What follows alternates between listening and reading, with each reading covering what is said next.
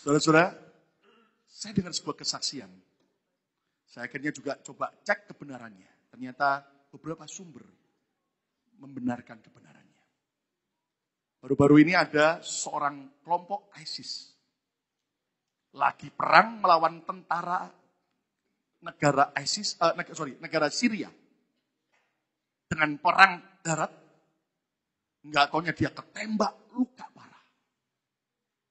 Sementara teman-temannya lari menyelamatkan diri dari kelompok ISIS. Dan Anda tahu apa terjadi? Dalam keadaan sebelum dia ketangkap oleh pihak tentara Syria. Ternyata dia kaget dalam luka yang parah. Ada seorang yang seret dia, masukkan ke sebuah rumah.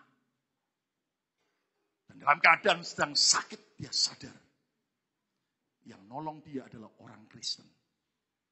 Memasukkan ke rumahnya dia. Padahal dia ingat, dia bunuh keluarga orang itu.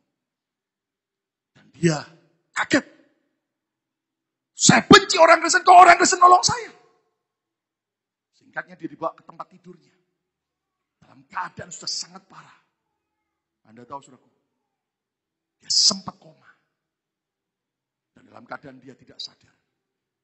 Dia lihat dia dibawa ke sebuah pintu gerbang yang gede. Bagus sekali. Dan dia kaget karena dia lihat malaikat. Lalu dia bilang ini, ajaran yang saya pahami berkata, kalau saya jihad, saya akan pasti masuk surga. Saya dapat 9 malaikat Horisa, malaikat perawan yang jadi istri saya di surga. Dan dia berjalan dengan bangga. Begitu mendekati pintu surga, ternyata dia tidak boleh masuk. Dan dia disuruh ke neraka. Dia begitu kaget. Dan tiba-tiba dia bangun lagi.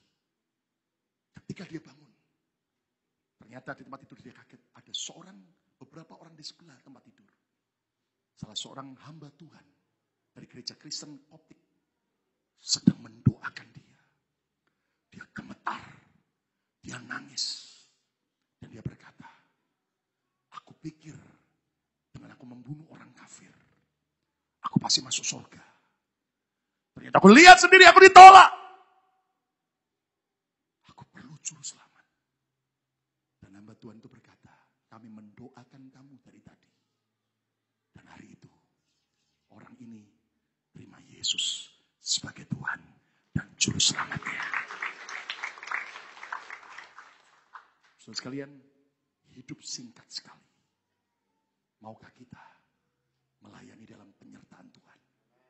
Maukah kita melayani dengan segenap hati kita?